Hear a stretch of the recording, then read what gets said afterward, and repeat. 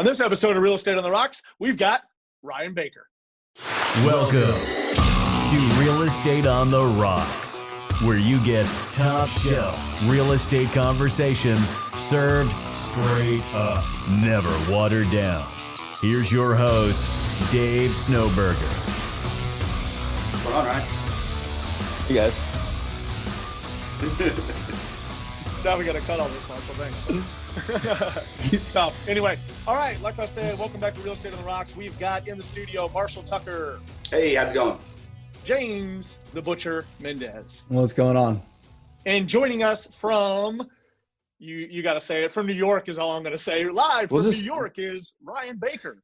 We'll just say upstate New York, There you go. The Schenectady area. Schenectady area. So Schenect if you're local, right?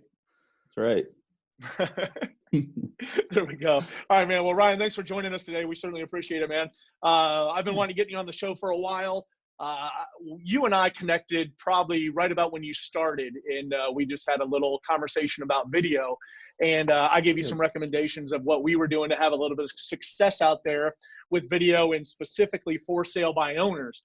And I turn around, and it seems like now I see everywhere is Ryan Baker videos, and everything looks like it's going well for you. You sent me one thing that I was blown away by. That was just seemed. It was it's certainly scripted in a sense, but you delivered it really well to where it was more just from like the heart, and you're talking to a for sale by owner and providing benefits versus like, let me list your house. This is why I should list your house. And trying to list somebody just through a text video message, right? So tell us a little bit about yourself first, and then we'll go into video and do all the other things that try to give some folks, our listeners, some tips and tricks of how a first-year agent using video is, in my opinion, killing it. So let's get into it. Ryan Baker, who are you? Sure. All right. So the really quick version. I'm from South Texas, not too far from you guys, actually, a little town called Uvalde outside of San Antonio. Joined the military and ended up in New York for a little while. Met my wife. She moved to Hawaii with me. We came back. I ran a business in Texas for about 3 years that we still own. And then we had twin girls, and my wife said she needed some more help, and her whole, family was upstate New York. So here we come, upstate New York. And I knew absolutely nobody. And I didn't really know what I wanted to do. I was already doing some land investing at the time. And that's how I chose my brokerage, which I just got kind of lucky there. I mean, we don't really need to get into the brokerage thing, but so I came up here and really had no intention of ever selling residential real estate. And then about, probably 4 months into having my license, my broker said, you need to come on a listing appointment. And I went with her, and that was end of March of last year. And I knew absolutely nothing. I think I know less now than I knew then, but I still, I knew that I knew nothing. And that's how I came across you, right? I got a Tim and Julie Harris deal, and you were on their podcast, and I heard you, and you're from the area that, I'm familiar with in Texas. And you were talking about a little bit of video there. Shot you a text message, and we started talking about that and going back and forth. And that's where, I didn't have anybody. Like I said, I didn't know anybody up here. So that was really my deal, is how do I get out in front of the most people for the least amount of, time, effort, energy.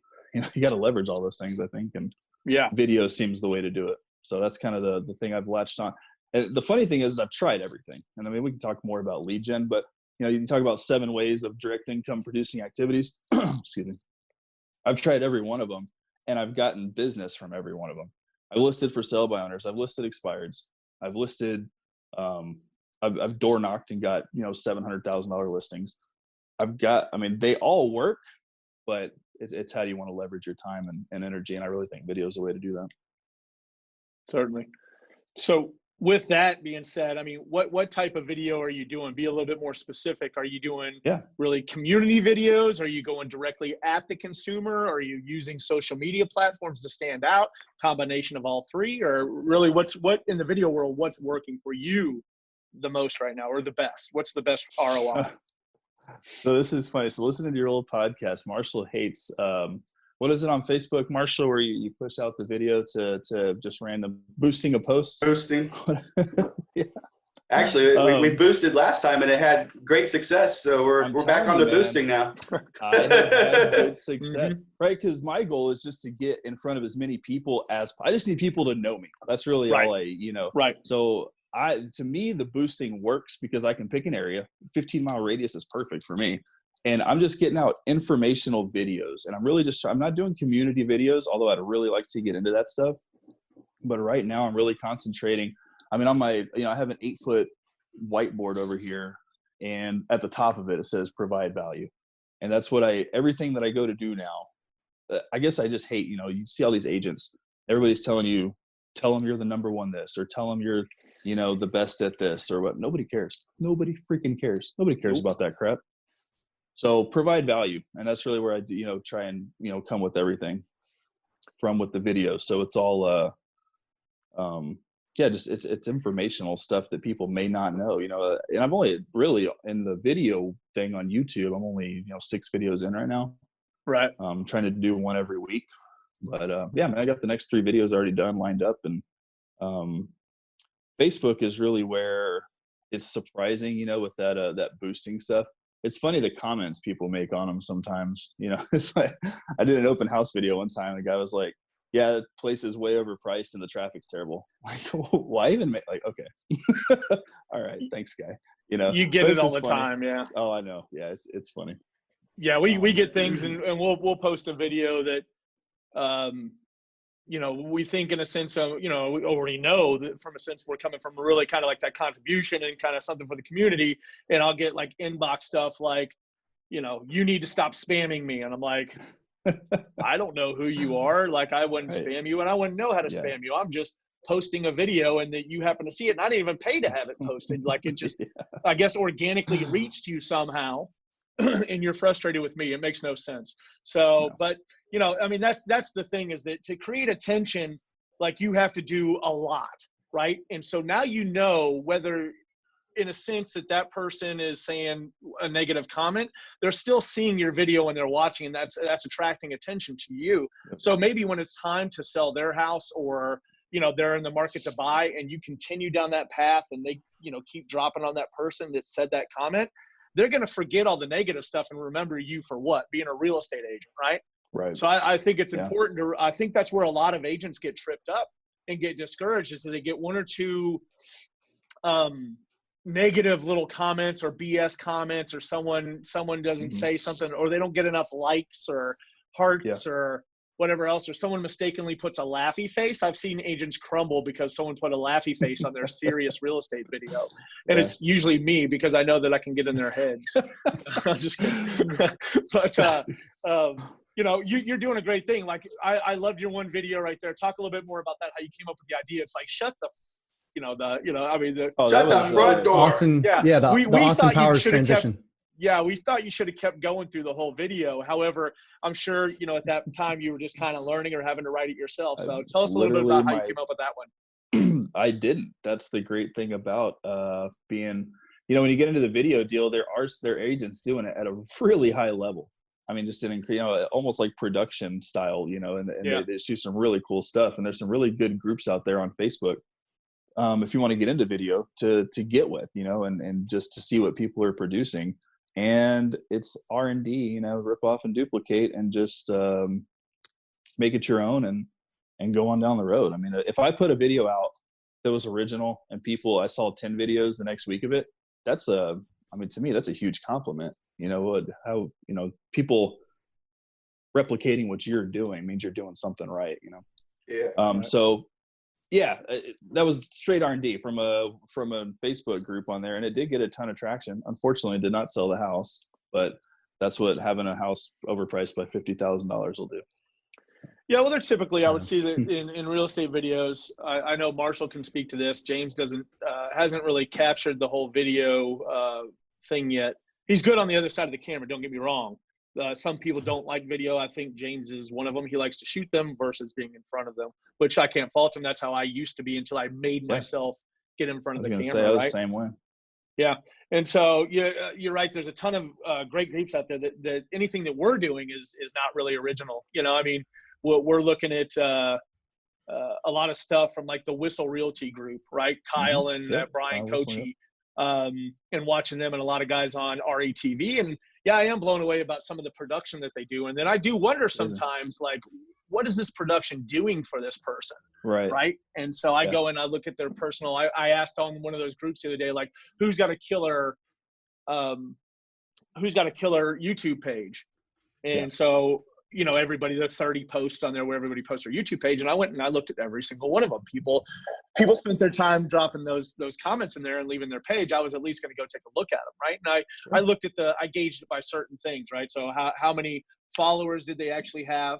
How many basically subscribers, not followers, but subscribers they had, how many likes they had on particular videos that I thought were exceptional, and I was surprised to see someone like, say Tim Macy. Tim Macy does some really cool videos. I like his style of stuff that he's doing down there. And he's relatively newer to the game. He's been at it a couple of years, but there's guys that have been doing it a little bit longer. He's, I think, surpassed them in quality and surpassed them in storyline. And, I would see that it maybe only has like 20 thumbs up or likes or however YouTube. And like 150 views or something. Right. And it's down a little bit, but I know that he's repurposing it back to social media and putting it out there on the platform. So we started really big on going down that path with YouTube and not seeing a tremendous success. However, I do see when I repurpose it back over to social media, it does fuel the likes and everything else over onto YouTube. So anyway, that's one of my big things right now. And that's funny you brought that up, because that's one of the things I'm really struggling with. Right. If you go into any forum, they're going to tell you, do not link a YouTube video to Facebook, because Facebook's algorithm will not push it out to as many people because they want people to stay within Facebook. Right. So my deal is I want to grow YouTube, because YouTube, to me, that's Google, right? Any Google searches, you're going to come up in a Google search if you do it right. And you're going to, you can monetize YouTube. You can't really monetize Facebook too much. So those are the two big advantages, I think, to YouTube. So yeah, you're right. How do you get, okay, so for example, that video I just posted last week, my latest weekly video was another, 3 mistakes people make during the mortgage process. 0 views as of 2 days ago. Had 0 views on YouTube. Nobody had seen it on YouTube, which I have, all of my 4 followers, subscribers. I searched for you this morning. I couldn't find you. Yeah, exactly. Right. That's really, my channel's literally a month old. So I have a lot of work to do on that. I understand. But on Facebook, I can boost it. It's got shares, it's got likes, it's got, I think I'm up to 800 something views right now on it. So I mean, you know what I mean? But but I didn't share the YouTube version. I have a Facebook only version of it. Right. So linking those 2 things is something that I definitely need a lot of help and work on. But yeah, work in progress.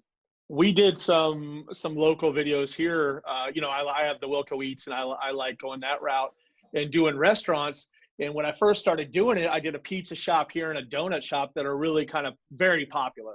And I bring this up a lot, and it's not really to brag, but it's the best numbers I've had. So it's the only way I can gauge is that the pizza place had about 24,000 plus views at the first time I ran it. And then and this is all organic, nothing paid, nothing boosted.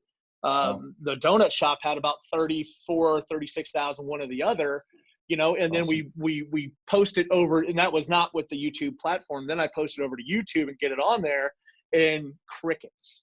Yeah. Nobody looks at it, nobody finds it. And so then I learned it's all about the titles also, right? So I was prefacing thing was like Wilco Eats visits 600 Degrees Pizza. Well, that makes it kick down in the search in the SEO. So I rechanged the title over here, and I rewrote it to say 600 Degrees Pizza, Georgetown, Texas. That's a Googleable term, right? And so people go search that. Now I'm 4th out of these pizza things, right? Or I'm 3rd or 2nd on that one. I come up. And on Round Rock Donuts, there has been hundreds of major influencers, celebrities, and everybody else that have posted a video about this Round Rock Donuts. And I come up, it was what, Marshall? I was 3 or 4. I was right up close top on first page of Google right there. Awesome. And so it was all about the learning better how to keywords, title the videos, right? And then learning more about this. So Have you read the book? What's the YouTube book we're reading? I'll look it up if nobody knows about YouTube that. Secrets. I got it. YouTube for RE agents. That one. No, The YouTube Secrets. Oh, Karen Carr's got a book. I think her name's Karen Carr. Is that right? She has the YouTube for real estate agents page, but it's good. But she wrote that book and she uses keyword search, I think is what it's called. Yeah, there's a few different ones, but this one right here, this YouTube Secrets, I'll share it with you to your phone number. But I mean, I think it's maybe a $10 book if you don't have a credit, and then you can be done with it in 3 hours. So in the past month, I'm through it 7 times already. So I really want to learn YouTube at the highest level possible, because we have all done this, I think, was that over the past few years, a lot of these social media gurus of our business have told us to focus on one platform and stick to it, right. you know? And now it's kind of, I've listened to some bigger influencers, I would say, that are like, okay, so as soon as you mastered that one, move on to the next platform and master the second one, then the third one, fourth one, fifth one, and have something going to everything. And by then you should be able to expand, because one of my biggest things right now is what? I mean, what do we all lack? Time. You know, and so when I lack the time, it's like, you know, I try to leverage James a little bit down here and into doing this, but there's certain things also, like, I don't think my ego will let me give up some of my personal social media channels, you know, which takes a ton of my time. So instead I just start waking up earlier in the morning, like 5 a.m. to start doing more with whatever, and then try to run it all the way into the night. When I have free time, I'm just glued to my phone, which is causing all kinds of hectic problems at home. You and me both. Divorced before married. Yeah. And so I do a lot of rough editing on my phone. I mean, even, you know, these iPhone 11 Pro cameras are insane. They really are.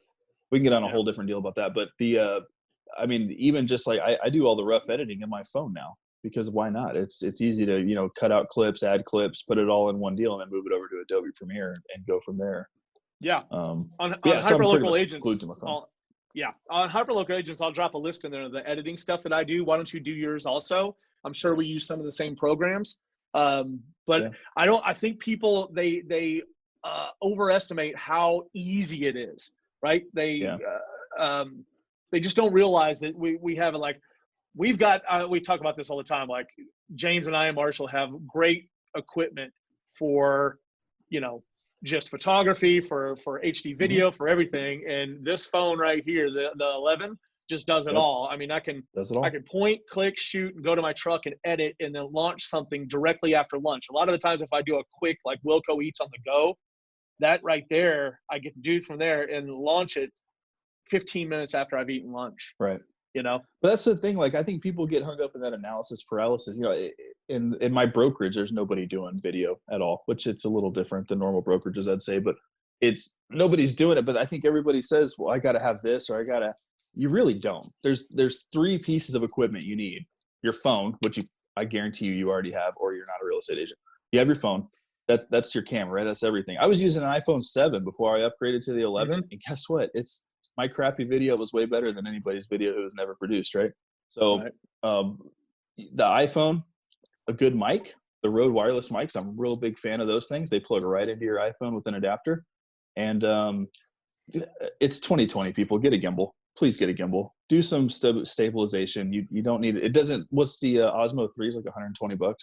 Yeah. You know, that's not expensive, and it makes a world of difference in your video. I'm tired of the shaky walkthroughs of the house where, you know, it looks like the Blair Witch Project. That's horrible. It's the same analogy I use. He's been listening to us. It's terrible. I think agents need to stop that also, you know, and a lot of times when I say this stuff, I always kind of like tiptoe around what I say, because I don't want to like discourage anybody from that's about to start doing video or anything else. Exactly. But like, if you're doing the exact same things the whole other business is doing, you're doing it wrong. You know, the whole game of real estate right now is about attention, and it's about building relationships with people and getting them to trust you. And once they know they can trust you, if you're using video to gain their trust, you know, there's not a lot of trust that can be gained by keeping this wall up of just walking them around a property and saying, oh my God, look at this 3-bedroom, 2-bath, you know, with granite countertops. And it's the same stuff everybody's doing. Like Nobody I said, cares. I don't want to discourage anyone from doing it. And you could certainly pop that on real quick. But have you ever at an open house, all 4 of us, had anybody stop by because I was doing an open house video and walking around like you said, the Blair Witch Project and shaky video, and then half the time it's all not even shaky, it's the connection's horrible, right? All grainy. Yeah, it's all grainy and whatever else. And so I don't see a lot of value in that right now. Like I admire people to start. I don't want to sound like, like a jerk saying, hey, don't do this. But you've got to be a little bit more, find something you like. You don't have to find something you're passionate about. Just find something you like to talk about other than walking around a house, and that'll work for you. Be yourself. Yeah. This week we did a little different. It's the importance of pre-inspections. But next week, I'm really excited for that video. I found an original version of Monopoly. I love Monopoly, but it's real estate game, the original real estate game. But I found an original 1936 version. Well, 1935 is when it came out, but this is a 1936 version of the game. And so I did a whole video on Monopoly, how it's changed, how it relates to upstate New York. Part of the game is actually made up here in Rensselaer, right around the corner. So it doesn't even have to. I mean, how is that valuable? I don't know. That might be stretching the value thing a little bit right there. But it's interesting. No, it's actually really really not. It gives something the human side of you where people connect. People connect through stories these days, right? And so there's these people that try to build up a wall and don't want to let anybody in, or think that their clients are never going to meet them, and so they can hide behind maybe a post or whatever else. And it's just hiding behind because I think it's a confidence issue. However, what you're talking about right there, the Monopoly, that to me is genius, because it's showing something that you like, that you went out and found, and then you're sharing it with other people, and other people might be interested about that, right? So it's like that's what we're going for. Selling health insurance. If it's I'm gonna try to bring this analogy together, but like selling health insurance or even real estate, right? Buyers and we're trying to get everybody to work with us, right? Like Marshall and I have this debate all the time about, do we work with buyers or sellers? Do we sell farm and ranch? Do we work commercial? Do we do everything? Or we're a jack of all trades, right? And when you get that message out to everybody, it doesn't resonate with anybody because it's so vanilla to everybody. I work with everybody. But when you go hyper specific on something, people find that a little bit more interesting, that when you trigger somebody, so insurance, you work with somebody, I don't know, say diabetes, right? And so I sell health insurance to specifically people with diabetes. Now, everybody that doesn't have diabetes will tune you out, but look at the huge pool of people that have diabetes that would use you. Exactly. Right? It's probably a horrible example. I do not have diabetes. However, I do not have diabetes. However, anyway. So, no, like you're right. Right and there, that's another you're great working thing about towards video. Yeah. Right. Yeah. Video is a great tool for that too. Because that was another thing, right? So, and that's what I guess I realized about October last year. You can either chase business or have business chase you. You're either attracting people or it's a one-on-one. Most of the things that people tell you to do when you're a first-year agent, what are they? For sale by owner, expires, the low-hanging fruit, right? Everybody calls it whatever. That's work, man. That is freaking work. For sale by owner, expireds, open houses, there goes every weekend. If you want to do it right, you should be doing at least 2 a weekend. I was up until about 2 months ago. You just got to get in front of as many people, right? That belly to belly they talk about. Why wouldn't you put a camera in front of you and get belly to belly with thousands of people? Right. Thousands of people. Right. I don't want, and that's where I really got moved away from that stuff. You can call one for sale by owner and try and pitch your value to them, which is what you're trying to do, right? Every time you call up for sale by owner, every time you call an expired, you're trying to tell them why you're the best thing in town, why you're this, that, and the other, and how you're different, right? How you're different and going to get it sold. Or you can just turn the camera around and show thousands of people that, and guess out of those thousands, there's maybe 100 that'll like you. I don't know, 10%. Do 10% of people even like you? I don't know. Honestly, maybe. Number, yeah. And then maybe, 10 or 15 of those are going to sell a house this year. Hey, that's cool, man. I just got in front of, 10 or 15 people who are going to look at, come to me because they already know, like, and trust you, right? Based on if they get into your little world and just keep watching video after video and you're providing value in every video. Right. It's like self-eliminating, you don't have to deal. And that's what you're saying, where you're chasing, I guess, to tie it all back in. You were saying, what's your niche? This was, I think, where you're kind of going with that. Right. Who are you going after? What's your clientele look like? And if you just cast that wide net, you're not helping anybody. You really got it. Like mine, for example, is downsizing. I'm shooting for people who are in a big house, looking to go to a smaller house or go to Florida. That's really what I'm after. And that's where all my stuff's geared and I'm really going to be moving towards. Those are the people. I don't want to work with first-time home buyers. And I have nothing against them. There's nothing. It's great. There's people out there who focus on first-time home buyers. I don't care. That's not what I want to do. That's That's just personal preference, I think. No, it's refreshing to finally hear it from another agent, especially somebody so, just kind of a newcomer to the business, is that you figured it out a little bit faster than a lot of other people do, right? So it took me about 2 years to figure out, man, but working with buyers, kind of like Tim and Julie Harris say all the time, working with buyers is physical labor. I mean, it's physical labor. It's in and out of a car. It's showing lots of homes up and down stairs, driving all around town. I mean, it kind of isn't the most fun for me, when I can just go with controlling the listings is where I became like really good at getting the listings and showing my value there. And then setting the high goals of running, anywhere from 15 to 30 listings a month and attracting all that and having people come to me and having so many leads that I could take on people that didn't mind working with buyers like Marshall, like James, like our guy down in Corpus, Steven, And so that was one of our biggest things, was to really find what I enjoy to work with. I tried the farm and ranch route. I still mess with farm and ranch, but that was a slow game. That was too slow for me, You take a $1 million property, and next thing you know, you're $5,000 in, and it's Christmas time, and they want to pull off the market. You've got $5,000 worth of marketing in it. Sure. That hurts, And then they come back, hey, we think they met somebody through the reason, why they were off market, because why? In our area, at least in Austin, Texas, if you expire or withdraw from this market, you are bombarded with people that are way better than the original listing agent. And they have got all kinds of fancy scripts and to-dos and checklists and rebuttals and report, all these little builders out there to tell you how much they're better than your original listing agent and how they can sell it faster and do all this other stuff better than you, not knowing the circumstances of maybe why you pulled off. And if you put notes in if you put notes inside the MLS says, these people are very happy where they're at, the contingent they pulled up for the holidays, they're still going to get 100 calls. I've even had morons, people call me and say, like, try to pump me for information of why they went off the market, and ask me specific questions so they could soften up the phone call when they call that person that expired, my client that expired. They're still living there. It's though, really, right? right. And so anyway, well, the good news is you don't sound bitter at all talking about it, so that's good. Not at all. Not at all. Forgot about it. Water under the bridge. No, it is, and that's it's like triggers me when I talk about these things. And so I'd rather just list residential real estate, and up to $1 million of residential in our town sells. So it's pretty good. When you get into the $2 million, $3, $4 million listings here, they carry a little bit longer. So I like the price point, that sweet spot right about that 300,000 to 500,000 range, and they just turn and burn all day long in our area. So I certainly have honed in on what I really like.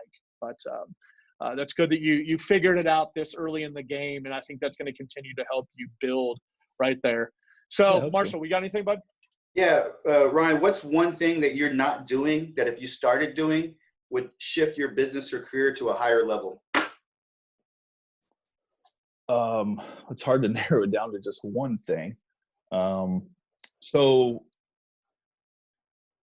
I don't really, I have a CRM.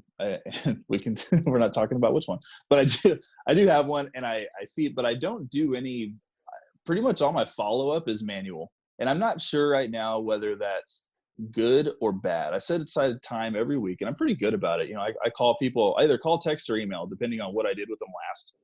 And I follow up with everybody, but it's extremely time consuming. It takes me almost a day. How big is your database? Consistently following up with people on a weekly basis is 95 people right now. I have a lot of more people in there, but people who are, thinking of doing something, I'd say within the next 6 months.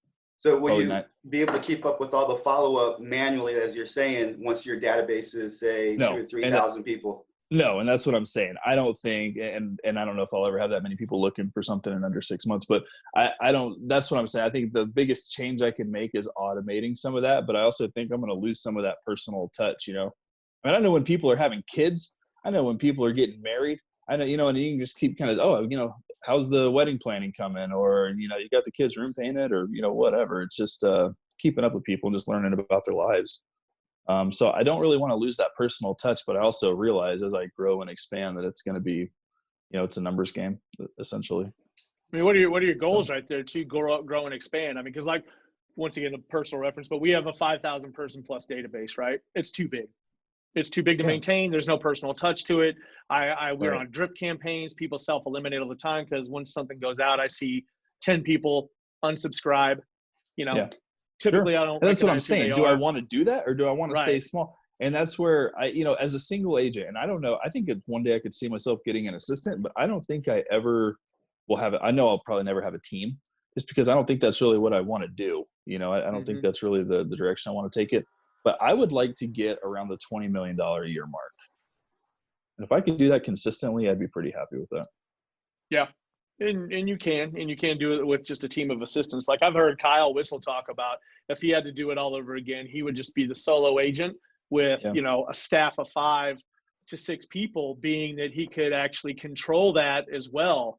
Not necessarily control them, but control everything, like from, agents are the worst, right? Because we own our own business, so we can dress how we want. We can show up when we want. We don't have to come to meetings. Nothing's mandatory to us, right? And agents really take on that whole thing versus if you were just you with a team of paid employees, then you can control that a little bit.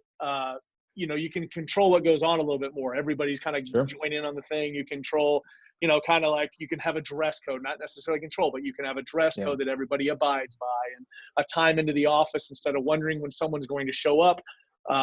Like James, you know that 9 o'clock's the end time, and then everybody will be there if they want to get paid. Right. So I like and I think that that's like the growing to that size is almost, so there's some agents up here who are big. I mean, right, there's big agents. They're big agents. They have big teams, and they're terrible. There's nobody that you talk to who likes dealing with them or have had a bad experience, or I don't know. I'm not going to call anybody out, obviously, but they're around. I'm sure they're in your market too. They have no personal touch. They go in there, they get a listing, and sometimes they get those over the phone, and then they send the paperwork, and that they never talk to the agent again, and the house sits there for 6 months, and then it expires or it sells, and I don't know. There's just that's not the business that I want to make. The relationship business, relationships over transactions. I really took that to heart. I'm at 5 books this year, and all of them pretty much. So I have them written on my board because I'm trying to do to 50 this year. I'm getting a little behind right now, but so How to Win Friends and Influence People was a good one, right? But then the Go Giver, High Hanging Fruit. Those are 2 really good ones for building those kind of businesses. And I can't see scaling to that size and still having those kind of relationships over transaction businesses. And maybe it is possible. I don't know. Yeah. James? Where are you? I know you're doing more video and kind of like digging deeper into the community and connecting with people. What are you kind of envisioning for your video content and direction? So I feel like I kind of need to get a base of videos that are actually informative to people. If they come to the if anybody ever can find my YouTube page, I got to figure that out. If anybody can actually find my YouTube page one day, there needs to be a lot of video in there with some good content, not just, this is a great place to eat, come check it out kind of thing. I think it needs to be a lot about housing and stuff, but it's kind of like, so for example, there's solar energy is changing really big up here, right? It's things that I guess people don't really think about. I don't like Dave said earlier, if you're doing doing the thing everybody else is doing, then you're probably doing it wrong. So I kind of like to pick things that people probably aren't going to think about. Pre-qualifications. I mean, sorry, not pre-qualifications. Pre-inspections on homes. What that, a lot of people don't really know what the heck that means. The sellers I talk to anyway. And then like the solar deal, solar is really big in New York, believe it or not, even though we have clouds like 90% of the year. Solar is a really big deal, and there's a real big push made by the governor right now. And a lot of people don't know that, they adopted a lot of the same standards that California did down in the city, where any new construction has to have solar panels on it to provide 100% of the net energy. And it's just a matter of time before it gets up here, and literally nobody's talking about it. So just like those kind of things, the little bringing value to people that they don't necessarily know about. That's good. Yeah, you're showing. I mean, that's one thing that I admire about watching you up there is that you're being really proactive. And like I said, I'm still blown away because we talk to a lot of people, through the podcast, and a lot of people reach out to us, the first year agents, and we kind of, I don't look at it as necessarily advice, it's just kind of what has worked for us. or what's worked for me personally, I won't even say us, what's worked for me personally is just standing out and finding something to talk about and to be very proactive and let people, once again, like you said a second ago, like self-eliminate. But like the solar panels, that's just perfect, right? So it seems to be in your market that we've talked a couple of times, there's not a lot of proactive people up there. And so right now, by you being just say 80-20, 20% proactive, you're outshining a lot of people up in that area. So as you continue over the next few years, I think your career is just going to flourish. You might change your mind down the road about a team or whatever else. So a team is not, you're right. a team's not always cracked up to what it's be, I mean, it's in the sense, like when I look at other people's stuff or I audit somebody's stuff, the one thing that I get is always like, it's running like an adult daycare. So it's your hires are really a big thing. Like I don't really have that problem of the adult daycare because everybody here is pretty professional and just at least gets their jobs done, which I love, and so I don't really have to push anybody really hard or beg people to do their job or beg people to prospect, because both of these guys on the screen, they've got goals and they know they've got to do them by, they've got to meet those goals. And the only way they can do that is by getting uncomfortable and getting out there and putting themselves out there. So anyway, man, let's switch gears a little bit. Let's talk about something else. What? Who has been the three most influential people in your life or career? And you can't say Dave, Marshall, or James. I was going to go there. So the next three. Right below that. So like I said, I guess one of the best books that I've read, I really like to read, and it's not really just reading, so you guys have talked about it before, I think people should definitely be taking in content every day, no matter what it is. But you have so many options now with Audible. I listen to stuff going down the road, listen to podcasts driving down the road. You get home, you can have a hard copy of I've got a stack of books sitting next to me right now. I think I went down that typical route, you get into real estate, and I definitely was in one of the brokerages, so that it's they throw you to the wall and just see what sticks. And so it was really up to me to figure it all out. And that's where I found Tim and Julie Harris. And they gave me what I really needed in the beginning, which was that business plan. I mean, there's a ton of stuff that they provide that I just really needed that, cut off probably 6 months of my learning curve. For sure. But then they're all about, pounding the pavement and whatnot. And that's not really the business I want to build. So I'd say early on, Tim and Julie Harris actually did have a large influence because I did what they said, and it does work. And like I said, I respect the crap out of those guys that get in the office every day and make 150 phone calls. That is like that. I don't have that. Whatever that is, I don't have that. And it's not necessarily I don't look forward to it. I've done it. Don't get me wrong. I've circle prospected. I've, like I said, for sell by owners, expireds. I wake up every day, call them, get them on campaigns, written my own letters, stuff like that. But anyway, we're getting off the topic there. The other really good book that I would say, and these aren't really people that are influential, but the books, I guess, that are, is Ninja Selling. I don't know if you guys have read that one, but that Ninja Selling is a really good book. Larry been Kendall. recommended 100 times and I've never picked it up. I've got 3 credits. I'll buy it today. Yeah, Ninja Selling, and I actually don't think it's on Audible. I have the hard copy. I remember looking for it on Audible, and I don't think it's on there. Another good one actually about prospecting. So I think people think that video is going to get you out of prospecting. It doesn't. All it does is bring you some leads. So you still got to get on the phone, but now you're dealing with somebody who already feels like they know, like, and trust you, right? So it's not the FSBO you're trying to convince of your value. It's a very different call, but you still got to make the call. You still got to shoot the text message over. You still got to say, hey, I saw you had a question on my Facebook, video or whatever, and you got to get in touch with people. You still got to prospect. So one of the books that I did like early on and still do, it's just a really good book, is Fanatical Prospecting. Ooh, I like that one.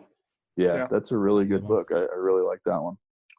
That one is, I think everybody needs to revisit that one every quarter, really, because you forget how to do, or you might, with me with the books, like I take in the information and I forget it a little bit, and just kind of, it's not right there at my reference tip. However, I can recall it when we have conversations about it or whatever else. But yeah, same thing right here is that I keep this one. I have, look how worn this one is. The cover's gone and everything else, but Think and Grow Rich, this one's huge. And this is one of the original copies. And then How to Win Friends and Influence People. And That then was we really brought good. Tim I and just Julie finished that Harris. one. That's a good one to It get is. through all the time. Actually, when I listed one of Tim Harris's houses, House Eyes, he had a bunch of his books laying around that he didn't take with him. So we got some copies of books that he had, just kind of discontinued back in the day that he talks about, or he has them through a downloadable series.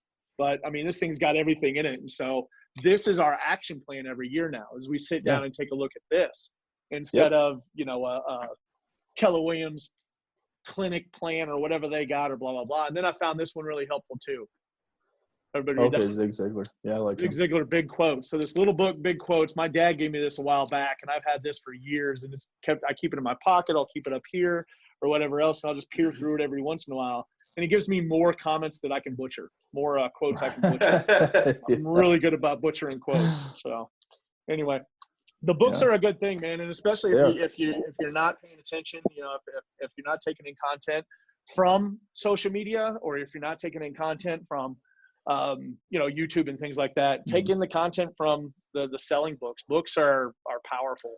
Well, it's cheap, and that's what I think everybody's looking. You can get into this business and spend a ton of money if you want to. I mean, a ton of money. And like I said, when I say I've been through all of those things, I bought leads for a while. Literally my first month, an agent left, and she had just signed up for I think it was Realtor.com. Zip code or whatever. And she ended up moving her husband. So she said, do you want the leads? I have no idea what I was doing. I knew within like 10 days I was like, this is absolutely horrendous and terrible. So you can spend, luckily she moved back and picked them back up, but I haven't done that since. But yeah, you can spend a ton of money, but all the information that you need is either free or in a book that costs $10. You really don't. I don't know. I mean, and maybe I'm wrong about that, but I've seen a lot of things, especially if you get on, Facebook and you're a real estate agent, just the ads that come up, everybody's trying to sell you something. Just, but everybody's got their hand out. Yeah. And so the past year or so, it seems like you figured it out a little bit faster than I did, certainly, or maybe the two other guys on the screen did. But like, spending money just seems to be like the natural inclination for just everybody to do. So I'm glad you clarified on that this business really, you can get into it, and all that hard work that you had brought up earlier, like the FSBOs, what we consider the low hanging fruit, the FSBOs, the open houses, the withdrawals and expireds. I mean, we don't need dialers to go find those numbers or find those contacts. Actually, they took the numbers out of our MLS, so it makes it a little bit easier now to subscribe to a service. But they used to have the numbers in there. But you can certainly cross-reference it with older listings or whatever else. But there's so much going on in our town. It's really hard to focus on the one thing. And so I'm on these guys all the time. Let's focus on we'll follow one course until successful. So moving forward, our one course is video. So I'm tying it all back in now. But is video is what I learned. And that boosting things. I've also learned that most of the people that are against boosting are trying to sell me how to do Facebook ads. Exactly. It's really easy. Facebook ads is really a little bit more complicated. And so I'm sure there's listeners on here like, oh, you must be a goofball if you don't know how to run Facebook ads. And I tell you, especially since they made the new Facebook ad rule changes about the demographics and whatever else, I'm out. If they hadn't changed all that, and let me tell you, so it doesn't even matter, right? People can tell me I'm wrong all day for this boosting stuff. I don't honestly care. The amount of time, energy, and effort it would take me, and I have run I still run Facebook ads, specifically ads targeted to different groups with, retargeting and stuff. But it is such a bigger, like if I want to put a video out, I just want to put a video out. It's general information. People are going to self-eliminate. If they're not downsizing, they're not going to watch it. Great. I don't care. It's just, okay. Yeah, cool. And that's the thing. And I don't care who watches it or who not, but I seem to have a better response. And I really just started thinking about that. And I'm like, why is everybody not everybody, but the people that we deal with constantly, like we're into a Facebook coaching group, Facebook ads coaching group that we paid for to be in the group. And so the cool thing is it was probably about $1,000 per person. But I got all three of us in there for the same amount. Right. Yeah. And so all of us get in it and say, hey, let's just focus on this thing until we figure it the F out. right? And then right when we did this, and they made the Facebook changes and it made it a little bit harder. But I'll sit there, Ryan, and it's like 45 minutes to an hour. I'm still in there. It's like, I'm not clear. Do I click this? Do I click this? Exactly. How do I tie my video audience into all this stuff? Oh, then I got to go watch an hour video how to tie it all in. I'm like, I'm out. Exactly. I can go shoot the video and boost it. And a lot of times I don't even boost it. I mean, 99% of my stuff's not boosted. It's just, I like to get it out there organic to my audience. I have 4,985 people on my Facebook, right? And I pump it out there, and I could care less who see it. I really only want about 200 people to see it. 200 people that know me, like me, trust me, refer me, want to do business with me, and will continue to do business with me. And when they think of real estate, they think about Dave Snowberger, and I don't have to worry about the 4,900 people that are on the page. I don't have to appease all of them. And if someone wants to mute me, perfect. You know, like get rid of me. And so, that way on my boost, when I am spending money and you mute me, you don't come up and waste 10 cents of mine. You know what I mean? Exactly. Yep. So, anyway. I'm all about the boost. I laugh every time Marshall bashes it because and I don't know. I mean, and like I said, I don't know what I don't know. And I know that I'm still, you know, if you can't find my YouTube page, obviously I have problems. But, you know, and that's something we're definitely got to get figured out. But another thing with the video, just real quick, and I just kind of changing gears just a little bit here. You don't have to be, you know, we're talking about those things you use to edit and everything. I was big into photography, but I lived in Hawaii, you know, with the military station in Pearl Harbor for a few years. I got real big into landscape photography out there. So I was really familiar with things like, you know, Lightroom, Photoshop, moving into Adobe Premiere, a whole different set of deals. I've talked with James some about this. People get real caught up in that editing deal. Hire it out. There's a guy, I send all my videos to Texas. There's one of my friends in Texas, is a video editor, you know, and he charges me $40 an hour. That is, he can put together in 2 hours what would take me 2 days. It is worth every penny of $80, you know, to have every one of these videos done. And I just send him basically, I do the rough editing on my phone, send him the audio files and that over through Dropbox. And then I just wait for the video to come back. I go do other things that produce, you know, income. How do you, that creative control, how do you give that to him? So I give him, and I actually just sent off an email this morning with that Monopoly video. I'll actually tag all my B-roll stuff in different. So what I do is I put together the main clip of me talking. That's going to be the main audio clip, and it can be referred back to for video. But all the B-roll stuff, I'll say, okay, so at 40 seconds, I talk about this, and then I label the B-roll clip where it goes. And I'll just give them like a list. This is what I want said, you know, video at these different times. But other than that, I give him creative control to basically do, you know, kind of as he's, and it was a learning curve. Don't get me wrong. You know, we started out, one of the really funny things, if you do ever find my YouTube page, you should look at my first market update video. It is absolutely horrible. I said in the beginning I was going to keep it 2 minutes long. That video ran 11 minutes and 58 seconds or something. Just like rambling on and on and on.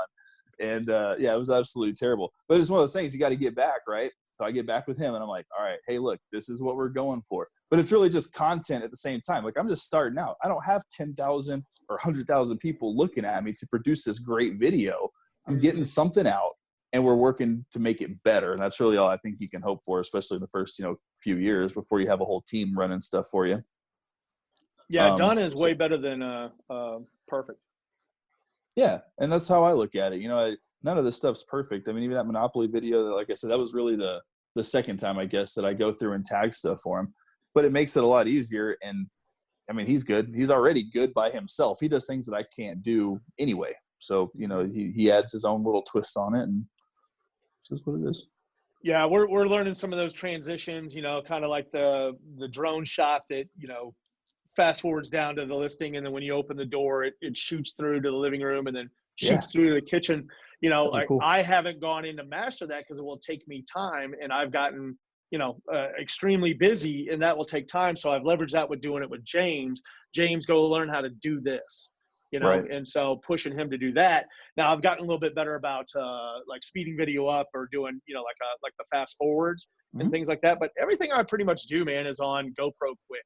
And then I just realized that they've updated GoPro Splice, I believe it's called.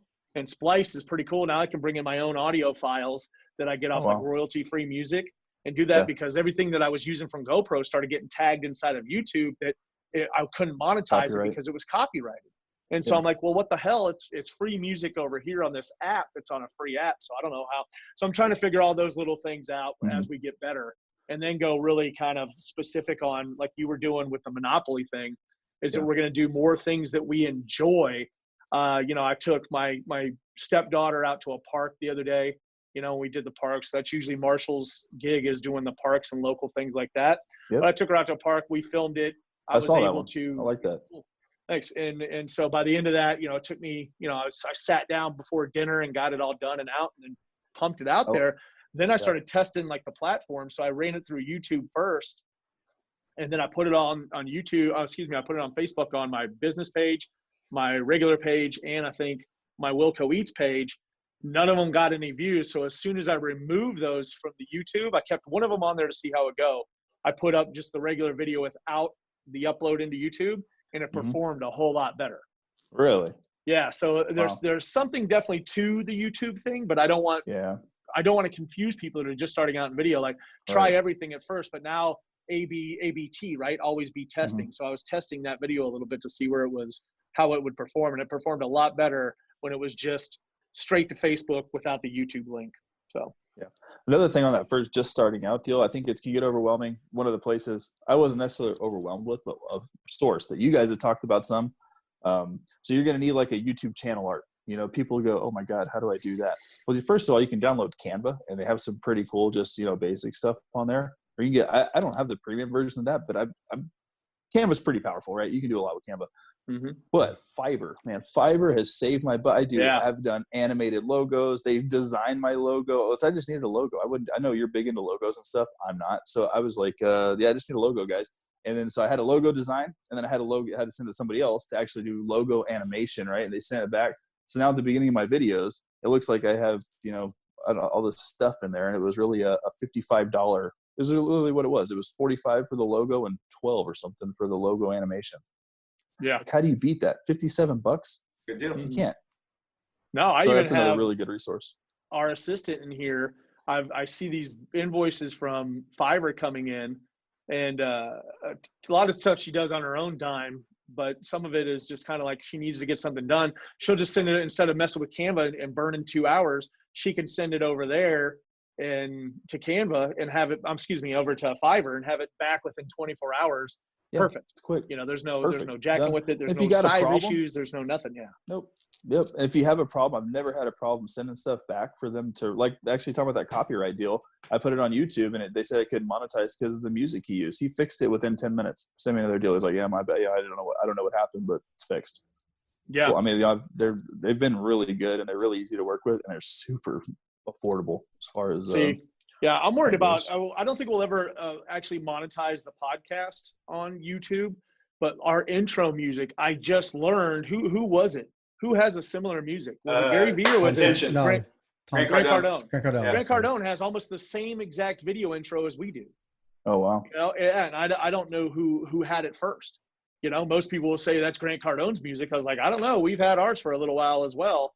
You know, and I just kind of like, you know, is it copyrighted by somebody? I don't know that much about the copyright stuff. So I installed TubeBuddy or something like that, and another one on my YouTube, and it tells me kind of like what is copyrighted and what's not. So still trying to figure all that stuff out. I've actually given all that stuff to Melanie, our assistant, our admin over here, and said, figure this out, you know, and then let me know what I need to do. Like, all I really want to do right at this point is just stand in front of the camera and talk. It's a complete role reversal, because I just never wanted to do that before. And now I just want to be in front of the camera because I can reach more people and get this done. This is why we've taken the podcast over to video now. Yeah. The audio is not going to be as good as us sitting in our studio 2 offices over and sitting with our high dollar microphones and on our nice board and all that good stuff. But this is more, to me, especially in the agent facing side, as people get to see who we are, they get to, you know, we're more tangible. They know that we're at least trying to come from the contribution thing and trying to at least keep it real with everybody. And there's no, you know, frills, bells and whistles or anything like that. And it's video. It's getting everybody comfortable. You can see down here, James, he sits there stiff. He's not the most comfortable in video, right? And he's got a list of questions over there. But if I say, hey, James, what do you got? He's going to be like, because it just got real, right? But over more time, we do these meetings, he'll get more comfortable. I'm not calling him out. I'm just saying we're all in different stages of the video, right? And so that's a big thing. I think you got people who I called an agent. She actually just left our brokerage like last week, and she put her first video out, and it was one of those deals. It was a shaky house walkthrough, but she, at the beginning of the video, she had the camera on herself and she was doing her best to talk. You could tell she was nervous and everything.